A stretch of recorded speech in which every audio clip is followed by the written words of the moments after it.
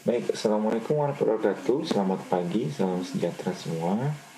Hari ini kita coba melanjutkan materi terkait teori asam basa dan kesetimbangan asam basa. Materi yang akan dipelajari di Kamu Kimia Dasar 2A ini untuk asam basa, itu yang pertama tentang teori asam basa. Di sini ada 3 hal yang kalian pelajari. Ya, sebenarnya ada 4 lah. Ya, ada teori asam basa yang kalian sudah kenal, Bronsted-Lowry, Arrhenius, Lewis. Ya, kalau Arrhenius adalah kelarutan asam di dalam air, dan basa juga dalam air juga menghasilkan H+ untuk asam dan OH- untuk yang basa. Sedangkan kalau Bronsted-Lowry, asam itu sebagai donor proton ya, dan basa sebagai akseptor proton, atau dia nerima dan menangkap hanya bertambah atau berkurang ya hidrogen. Kalau Lewis, yang dipertukarkan adalah basa itu adalah donornya elektron. Jadi yang dipertukarkan bukan H+ atau protonnya, tapi donor elektronnya yang diberikan. Ya. Kalau asam itu akseptor elektron.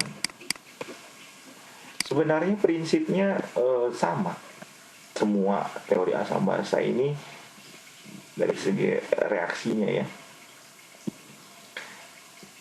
Jadi misalnya dia asam Bronsted dan dia juga sebagai asam Lewis, seperti itu. Tapi prinsipnya sama, ininya sama. Mana yang bertindak sebagai asam sama yang basa itu sama, hanya saja definisinya saja yang berbeda. Karena dia juga sebagai donor proton, dia juga sebagai akseptor elektron.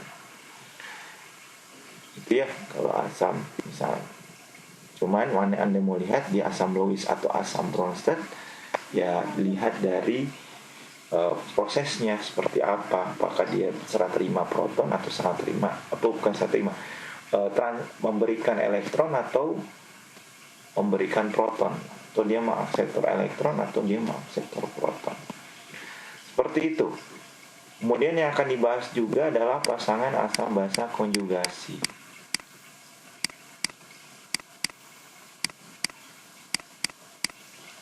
Ini Anda sudah mengenal ya pasangan asam basa konjugasi.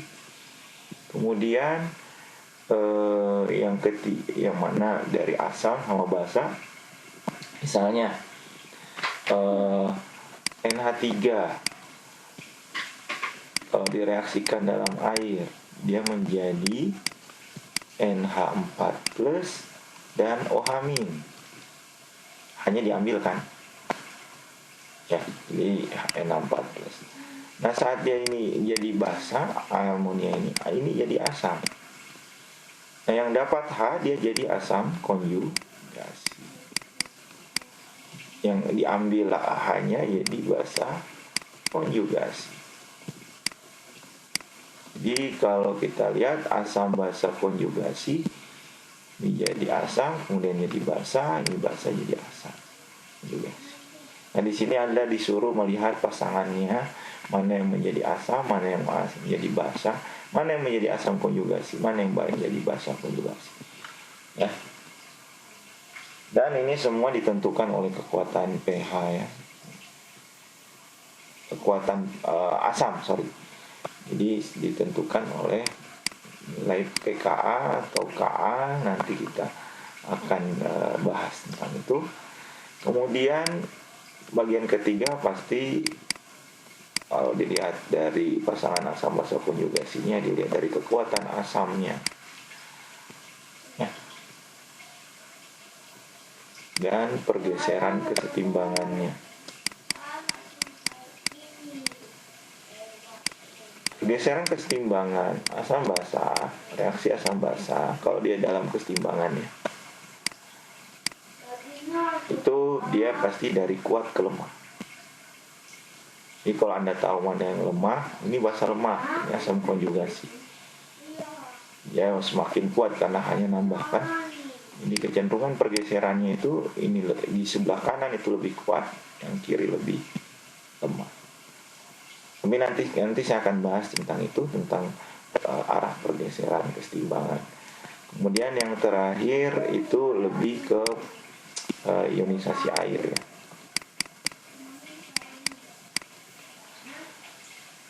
Nah, ini yang kita akan bahas terkait teori asam basa.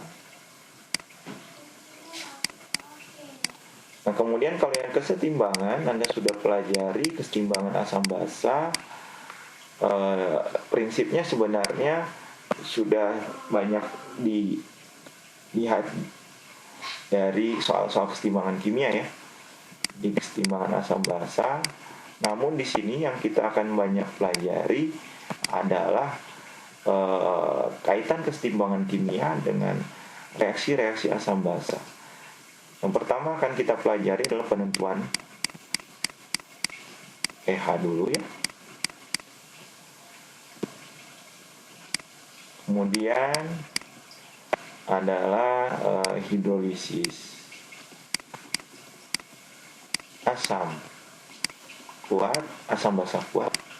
Di reaksi asam basa kuat bagaimana?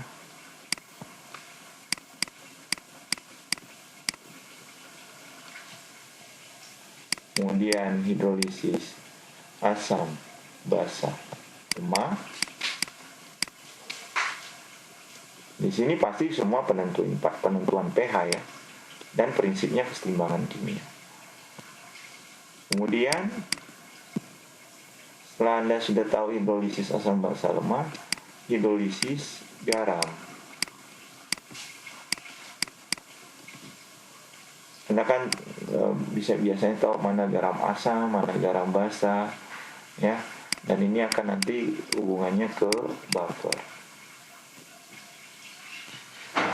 Ya. Buffer juga nanti akan ada penambahan sedikit asam, penambahan sedikit basa. Kemudian yang terakhir kita akan mempelajari terkait titrasi asam basa. Ini yang banyak sekali aplikasinya ya. Titrasi asam basa ini yang kita pelajari. Jadi dari slide ini ada 2 bab yang akan kita pelajari, berasal dari teori asam basa dan kesetimbangan asam basa. Oh ya, saya tambahkan juga dan pengaruh indikator.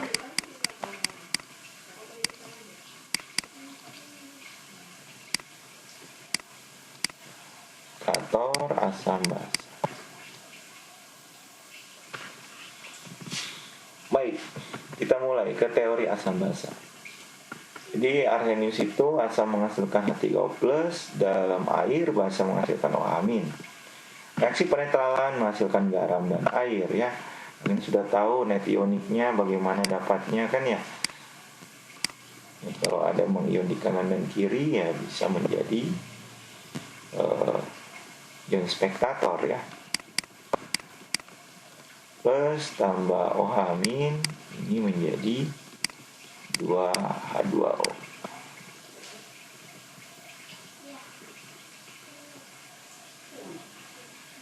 Kalau dia jadi H3O+, kalau jadi H+, jadi H+ tambah OH- menjadi H2O kan. Kemarin kita sudah pelajari net ionik dari reaksi penetral. Teori asam basa Bronsted-Lowry itu asam donor proton, basa akseptor proton. Reaksi asam basa juga terjadi pada fasa gas. Ya. Jadi tidak harus kalau Arrhenius kan harus dalam air ya. Larutannya dalam air. Nah, kalau Bronsted-Lowry senyawa asam maupun basa yang juga terjadi fase gas itu selama dia menjadi donor H+ dan basa sebagai akseptor H+, itu termasuk asam Bronsted atau basa Bronsted gitu ya. Jadi misalnya ini asam, ini ngasih H kan sehingga jadi H3O+ dan sel. Jadi yang HCl akan menjadi asam, H2O-nya akan jadi basa. Ini jadi asam konjugasi.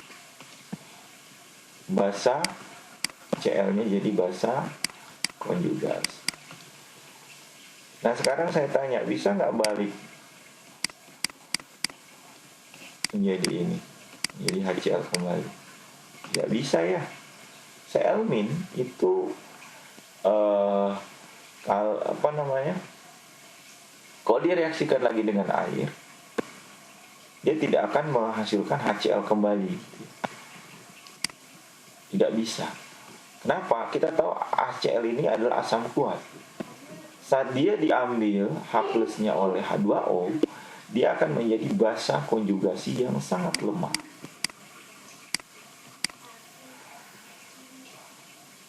Ya. Dan air ini dia bersifat basa, dia jadi asam konjugasi yang kuat karena dia mendapatkan H. Saya dapat proton lebih banyak daripada yang sebelumnya sehingga saya lebih kuat. Nah, kalau dia direaksikan lagi dengan air, Cl- ini kan basa konjugasi lemah. Kalau dia disebut basa konjugasi lemah, seharusnya dia nerima H. Yang ngasih H adalah H2O. Tapi kan di sini H2O juga bertindak sebagai basa. Dia yang mau nerima H juga. Harusnya Cl dong yang ngasih H ke H2O misalnya. Tapi tidak bisa karena dia sudah jadi lemah. Jadi H2O ini tidak bisa bertindak sebagai asam. Ini dipengaruhi apa? Pasti dari kekuatan asamnya. Nanti kita lihat tabel kekuatan asam, bagaimana Cl- ini tidak bisa bereaksi dengan air. Karena sel H2O ternyata lebih basa juga daripada Cl-nya. Nanti kita lihat contoh dari tabel. Jadi Cl- ini tidak bisa bereaksi lagi jadi air jadi HCl. Berarti kok bisa dong, berarti bolak-balik dong ya reaksinya. Makanya HCl dilarutkan dalam air, asam kuat cenderung langsung menjadi produk tapi tidak bisa balik lagi menjadi reaktannya. Nah kalau asam lemah contohnya asam format ini ya, CH2O2, CH2O- dan H3O+. Sini yang menjadi basa konjugasi adalah ini. Ya. Ini jadi asam konjugasi. Yang bertindak jadi asam adalah ini ya, yang ngasih H+, ini yang jadi basa. Tentukan pasangan konjugasinya. HCl, basa konjugasinya Cl-, NH3 adalah NH4+, CH3COOH, CH3COO-, C2H3O2- ya, bisa juga.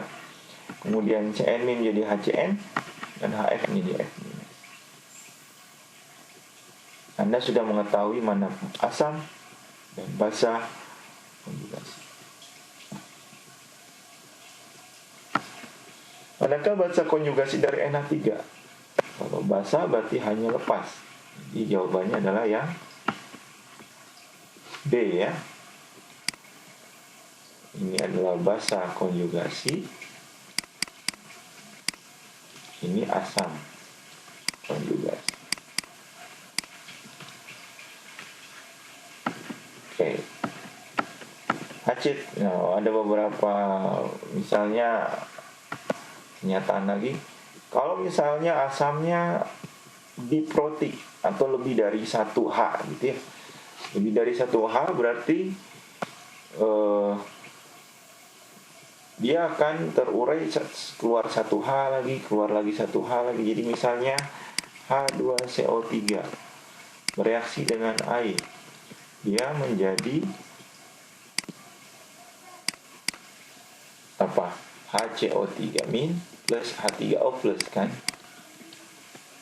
lepas H plus. Jadi sama aja kalau kamu tulis di SMA itu menjadi HCO3- plus H plus, bisa kan? Sama seperti ini, cuman ini airnya masuk dalam reaksi. Kemudian HCO3- bereaksi lagi dengan air, dia menghasilkan CO32-. Ya, keluar lagi H plusnya 1.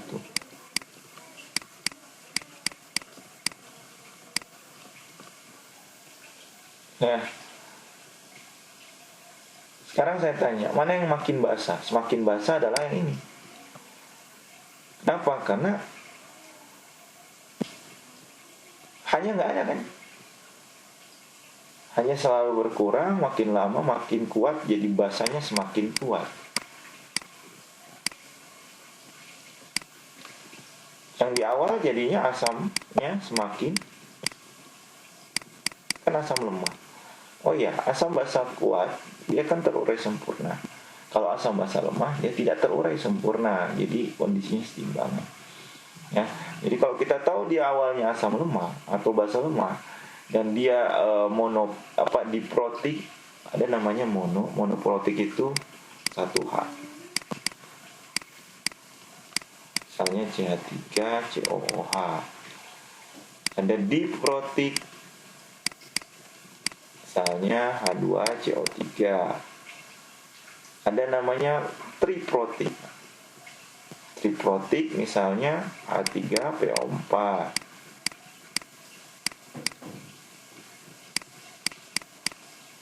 Nah, lebih dari itu baru kita sebut poliprotik ya. Cuman biasanya tuh di dalam senyawa organik.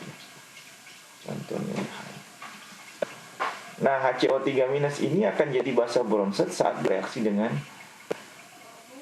H3O+. Jadi di sini jadi asam dia, asam konjugasi. Basa konjugasi. Tapi mana yang lebih lemah, mana yang lebih kuat basa konjugasinya, apakah HCO3- atau CO32-? CO32- pasti. Nah, sekarang mana asam basa konjugasi? Ini sebagai basa. Jadi kalau ada penambahan H, ya kalau dari strukturnya dia bermuatan positif karena kelebihan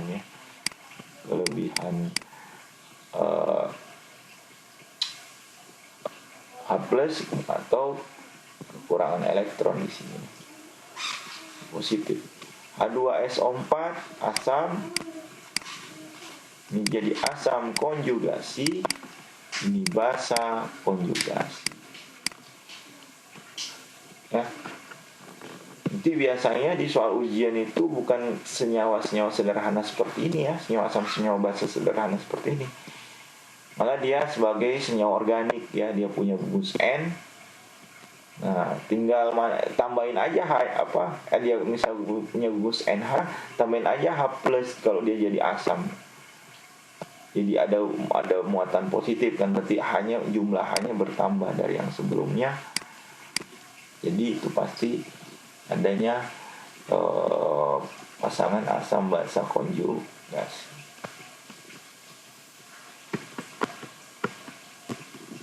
Nah, senyawa amfoter contohnya biasanya senyawa asam basa diprotik ya, atau poliprotik atau triprotik. Yang dimana kalau dia jadi basa, dia bisa balik lagi kan.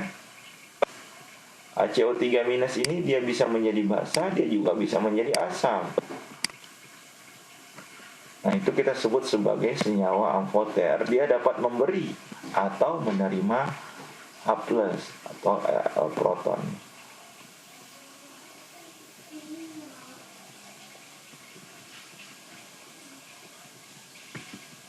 Manakah yang dapat menjadi senyawa amfoter? Ya pastinya yang ini. Ya, karena dia dari H3PO4 jadi H plus dan H2PO4- kan. Kemudian H2PO4- jadi H plus, jadi HPO4 2 minus. Kemudian HPO4 2 minus menjadi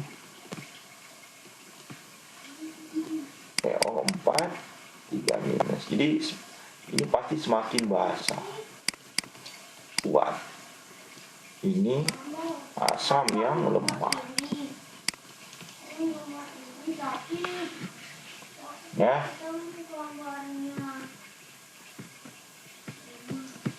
Reaksi asam basa kuat, asam dalam air. Ini semua kita masuk dalam pelarut air ya. Tidak ada pelarut-pelarut yang lain di kidas untuk asam basa. Asam kuat adakan ion H3O+, adalah ion hidromium, dan kalau basa kuat menghasilkan ion OH-. H+ itu sangat powerful mendonorkan protonnya ke H2O. Ya, reaksi H2O untuk memproduksi, dia akan berikan reaksi memproduksi H3O+. Oke. Nah, more powerful H+ asektor itu adalah OH- bereaksi dengan H2O untuk memproduksi OH-. Nah, ini tadi ya. Jadi pergeseran keseimbangan itu akan bergeser ke yang lemah. Asam asetat adalah asam lemah. Jadi kalau direaksikan dalam air, dia menjadi H3O+ dan CH3CO-. CH3CO- adalah basa yang kuat.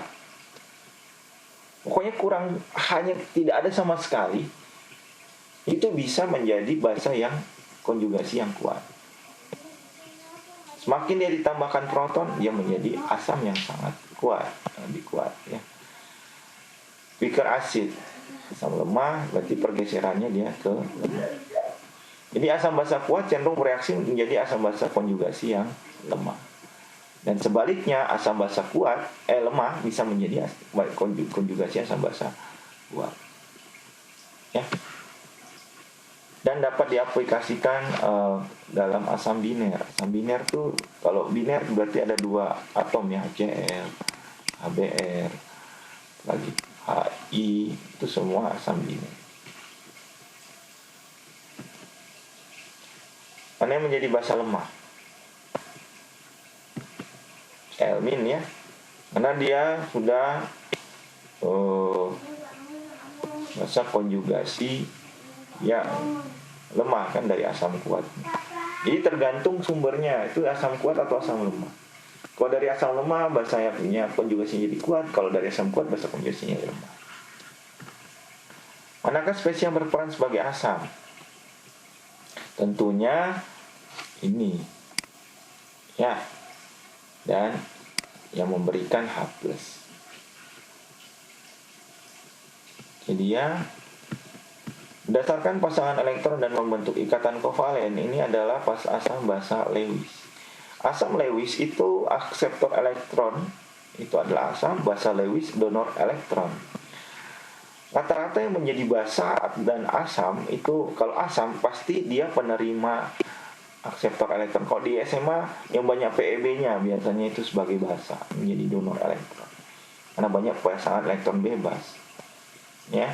Dan asam Lewis itu atom pusatnya biasanya lebih elektronegatif dan molekulnya bisa juga yang tidak oktet. Kalau basa Lewis mendonorkan elektronnya untuk membentuk ikatan koordinasi dan biasanya bermuatan negatif. Asam Lewis juga ikatan rangkapnya dapat beresonansi jika menerima elektron. Ya. Atom pusatnya lebih elektronegatif. Contohnya NH3 ya. Nah, kalau kita lihat NH3 sama air, ini kan kita tahu sebagai basa ya, NH3-nya basa Bronsted dan H2O-nya sebagai asam Bronsted. Tapi kenapa dia jadi basa Lewis? Karena dia mendonorkan elektronnya ke H2O, sehingga jadi NH4+. Jadi asam basa Lewis sama dengan spesies asam basa Lewis sama dengan spesies asam basa Bronsted. Hanya saja yang dipertukarkan adalah, atau yang diberikan adalah elektron kalau bahasa Lewis, dan kalau Bronsted adalah proton. Seperti itu. Tapi ada nggak asam basa asam basa yang hanya bisa dijelaskan oleh asam basa Lewis? Ada. Jadi tidak bisa dijelaskan oleh asam basa Bronsted. Ketika apa? Ketika membentuk ikatan koordinasi. Asam basa ini kesimpulannya ya untuk Arrhenius ya, dan Lewis, Bronsted sama Lewis. Nah ini asam basa, contoh asam basa Lewis, ini jadi basa Lewis, ini asam Lewis, ini basa Bronsted, ini asam Bronsted, ini basa Lewis, asam Lewis, basa Bronsted, asam Bronsted. Tapi ada yang tidak bisa dijelaskan asam basa Bronsted, tapi hanya bisa dijelaskan oleh asam basa Lewis.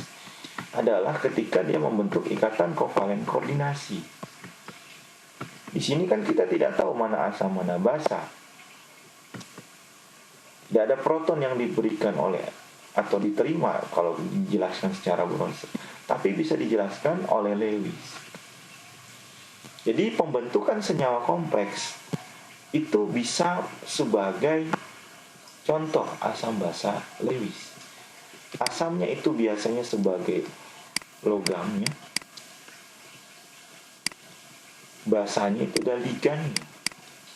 Anda sudah belajar mungkin senyawa kompleks ligan dengan logam. Ini misalnya CO2+ tambah H2O. Kemudian dia jadi CO H2O 6 kali 2+. Ini bisa bertindak sebagai basa, ini bisa sebagai asam. Ligan itu dia sebagai pendonor elektron kan, dan logam itu sebagai akseptor elektron dan berkoordinasi dengan ligan. Jadi kalau ada senyawa-senyawa kompleks, kita bisa sebut masuk ke asam basa Lewis selama dia ada donor elektron dan yang menerima elektron.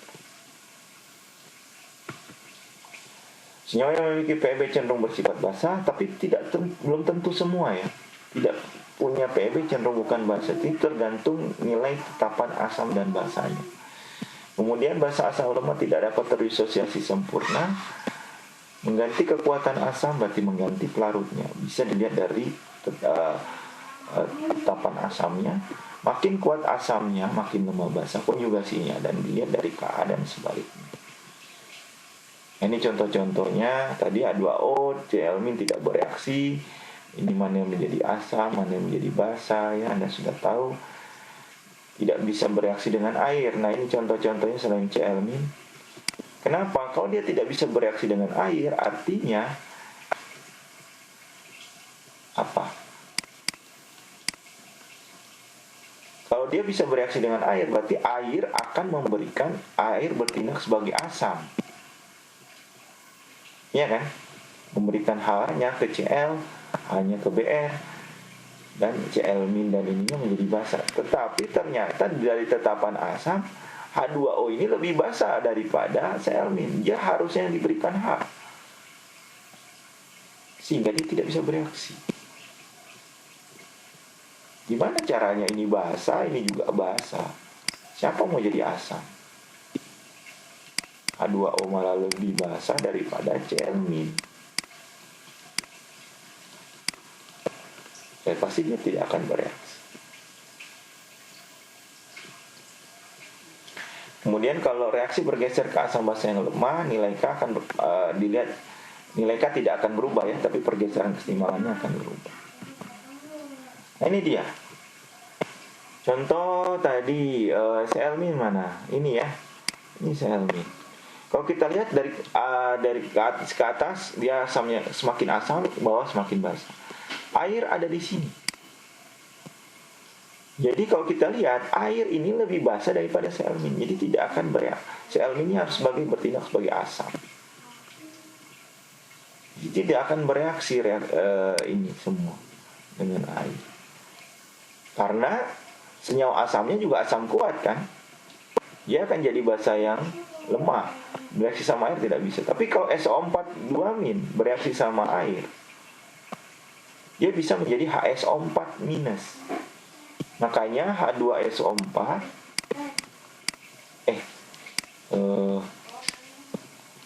SO4 2- dengan air, dia bisa bereaksi menjadi HSO4- kan? Ya.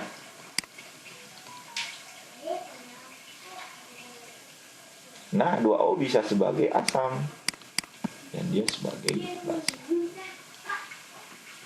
Itu contohnya. Sedangkan yang ini H2O-nya bertindak sebagai basa untuk yang ke atas ini jadi asam. Makanya dia bisa bereaksi. Ini mainnya di nilai Ka, kemudian mana yang lebih asam, mana yang basa.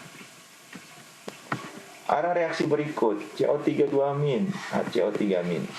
Ini kan asamnya lemah. Ini basa, kuat. Bereaksi dengan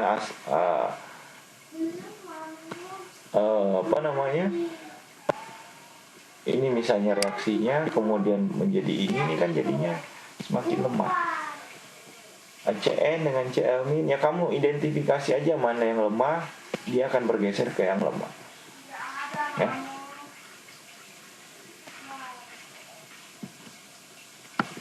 Nah, ini contohnya. Oke. Kemudian kita lihat kekuatan asam. Kekuatan asam yang pertama adalah asam biner. Asam atau H yang mengikat atom lain. Asam kuat ini akan meningkat dari kiri ke kanan dalam periode yang sama. Asam kuat akan meningkat karena keelektronegatifan. Ya, jadi semakin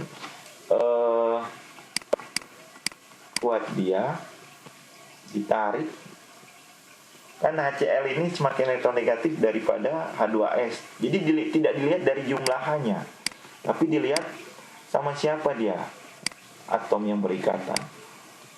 Semakin dia elektronegatif, kan cenderung ditarik oleh Cl-. Ya.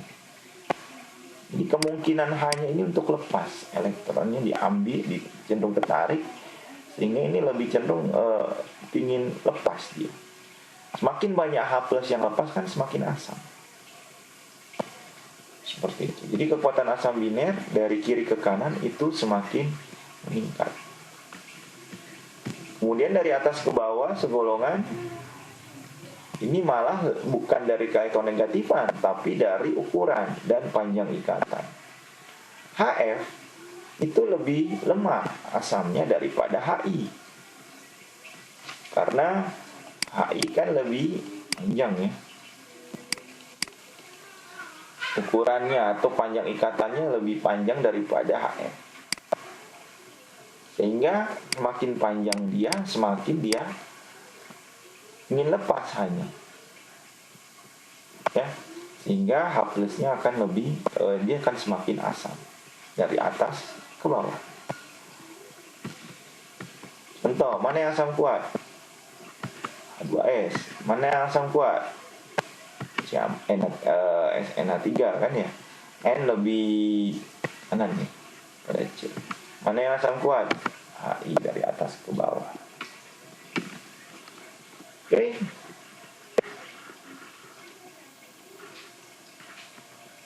Kemudian yang berikutnya adalah asam okso. Asam yang mengandung oksigen. Jika X-nya sama-sama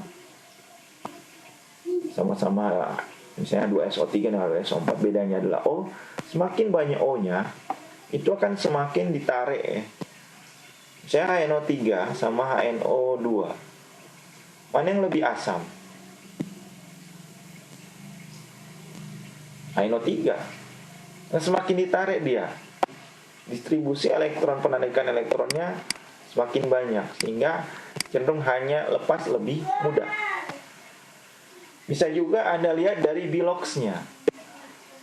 Ini kan +1, O-2. Ya, ini min. Bilox di mana? Bilox di atom pusat. Ini min 2 ya. Jadi ini plus 3.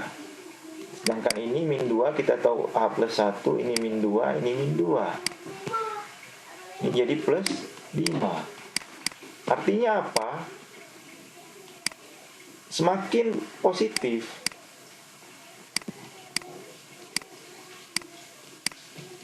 bilox atom pusat, kalau dia mengandung oksigen, semakin asam.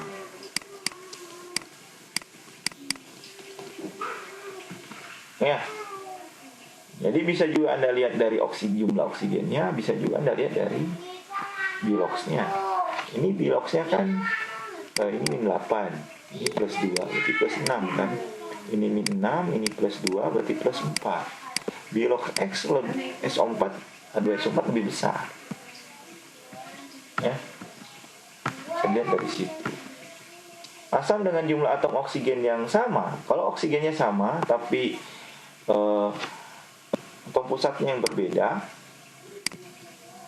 nah kamu lihat dari kekuatan asam meningkat dari elektronegatifan, dari bawah ke atas, terus dari kiri ke kanan. Seperti jadi bukan lagi dilihat nilai H-nya, jumlah H-nya, tapi apakah dia termasuk asam biner. Asam biner dengan biner harus dibandingkan. Asam okso kalau masih sama senyawanya, O-nya berbeda, pasti yang lebih banyak O-nya lebih asam. Kalau O-nya sama, lihat atom pusat. Pak, kalau atom pusatnya beda, ininya oksigennya beda, bisa nggak kita? Nggak bisa. Kita harus bandingkan salah satu. Mau oksigennya beda, tetap atom pusatnya, atau atom pusatnya beda, oksigennya sama. Seperti itu. Oke, itu saja dulu untuk yang tentang sampai kekuatan asam.